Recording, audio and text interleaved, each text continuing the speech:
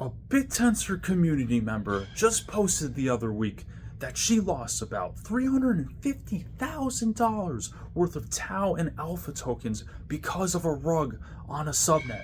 What happened? What can we do to prevent such things in the future? My name is Jeremy, aka School Crypto, and I'm bringing you another Bittensor video. So, it was about New Year's Eve, and there was rumblings within the community that the subnet number 67 Tenex, which is like a long leverage subnet in which you can use tau as collateral in order to long other subnets, got rugged. And people were wondering, what exactly happened? How did this occur?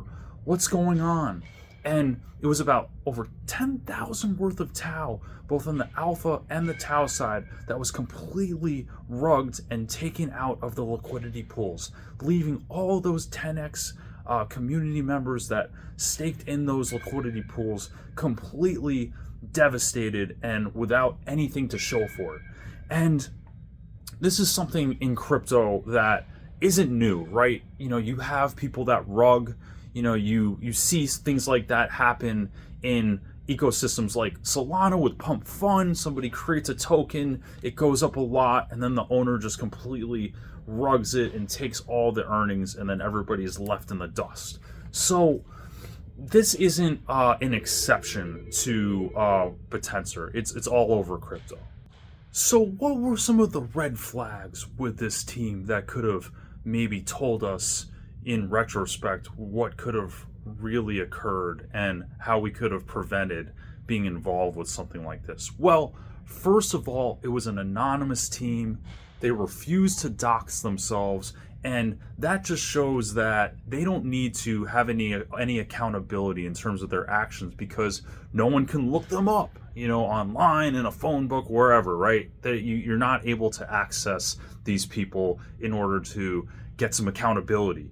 And then, they refused to dox, right? And they also didn't have anyone that could really vouch for them. There weren't any Bittensor community members. There wasn't anyone in the Open Tensor Foundation. There wasn't anybody that was a part of another subnet that could say, hey, these guys at 10x are legitimate. They have business experience. They have a good track record, yada, yada, yada, right? That wasn't there. So that was something that was absolutely a red flag. And one thing that was profiled by Bitsec, which is a security auditing coding subnet in Bittensor, and they said that they had this custom smart contract with only one verified audit, okay?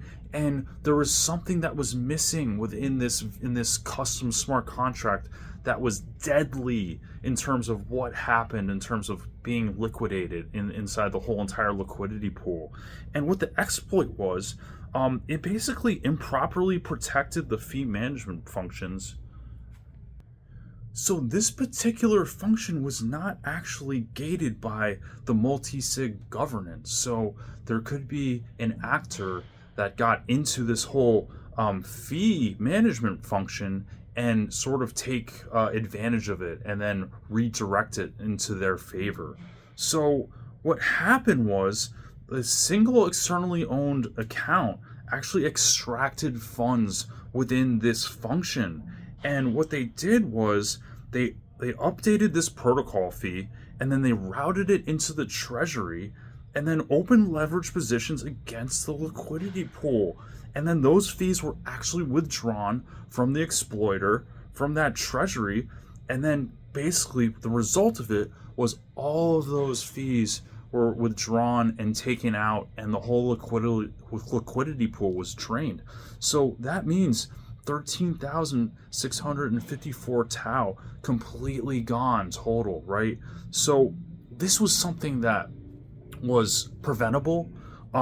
You had actual Discord members who had a lot of credibility within the community that voiced these concerns about this exploit, and that it could potentially happen because it wasn't governed properly, and this particular fee management function was not something that was safe, right? And so ultimately, this was something that was mentioned weeks and months before this whole entire exploit occurred. So, ultimately, people really need to comb the fine-tuned details in terms of whether these protocols are actually safe, right? We don't know exactly if it was an inside job from Tenex in terms of like who was the one who did the exploit. There was a wallet that was mentioned by Tau Templar that had 58% of the total tokens, like on the subnet too. So that was another thing, like high concentration of tokens. So Tenex wasn't the only subnet on Bittensor that was like a scam or got rug pulled. I actually have a few more examples. So Nuance Inspect XYZ was subnet number 23, and there was a really good post by a content creator named Ugo Chia who basically reviewed every single thing that happened within the subnet. He got involved with Bittensor last year. He was a content creator. He loved the project. And he saw that Nuance had this kind of like social media type of subnet that actually gave the miners rewards for posting content on X, right? And what he mentioned was that he said that the subnet onboarded 200,000 people according to him, with promises of giving rewards for likes and reposts. And basically, he said that the miner had trouble working a lot of the times, and the emissions dried up. He said there were zero payouts, and people were basically, it turned out, based on another post that was from somebody who was mining the subnet named Alan. He mentioned that there were people kind of colluding, paying each other off, right? There were scoring weights that were manually set as opposed to like algorithmically set, that kind of like didn't really have much a weight in terms of fairly scoring these miners and these content creators, right? So and then the team kind of had some like foggy responses in terms of the incentive mechanism without much transparency, and you had like a top 100 list that kind of only benefited, right? And that list was like a little shady in terms of how that was constructed and why they deserve that type of status. So again, I think that looking at these incentive mechanisms, seeing how it works, seeing if the miner works, obviously looking into the code, recognizing like whether something is legitimate or not, just based on just like gut feel, right? Like for me, I kind of looked at it as a little spammy, at the time, like in terms of nuance of like the hashtags and kind of like the same people doing the same things and not really much substance to it. But just like everything that Ugo mentioned and Alan mentioned, those were all like red flags in terms of, how to recognize a subnet is just a little shady and maybe something to avoid, right?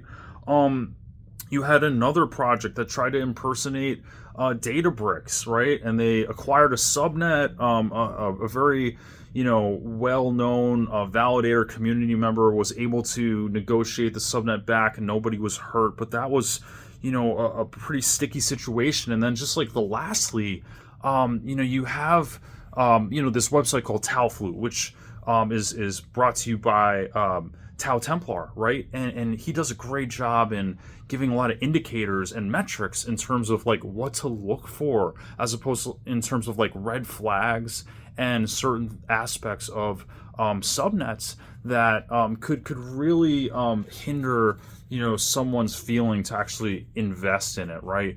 And the one thing that I look at is that 100% miner burn. What is 100% miner burn? So basically it means that instead of like divvying up the miner emissions, which is like 41% that goes to miners, 41% goes to the validators, and then 18% goes to the subnet.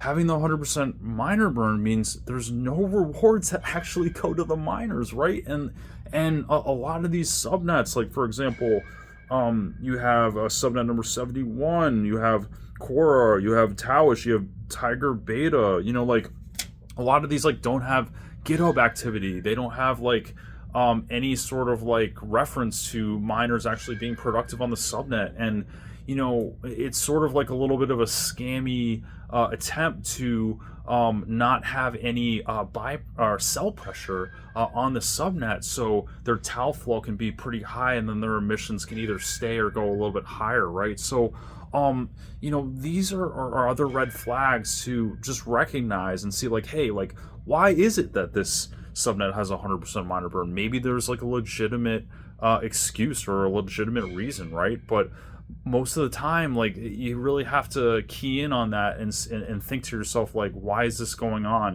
Like, is there really any sort of emissions that are being distributed cleanly and fairly to miners that are actually trying to improve the subnet, right?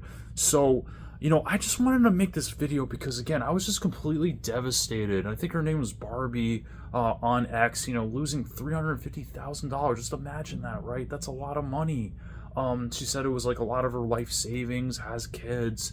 I just like felt really bad. So like, I just want to make sure, like, if you guys are looking into subnets, if you're putting in big money, you really have to key in on whether the smart contract code is safe, right? So like, maybe looking into Bitsec and like if they have reports on some of these things, if you know someone who can read code and it can look into it for you, like, I would highly recommend evaluating that and just seeing that it's safe. Because again, had there not been that smart contract code that was exploitable on Tenex, that exploiter wouldn't have been able to, be able to liquidate the whole entire pool, and then everybody got hurt because of it.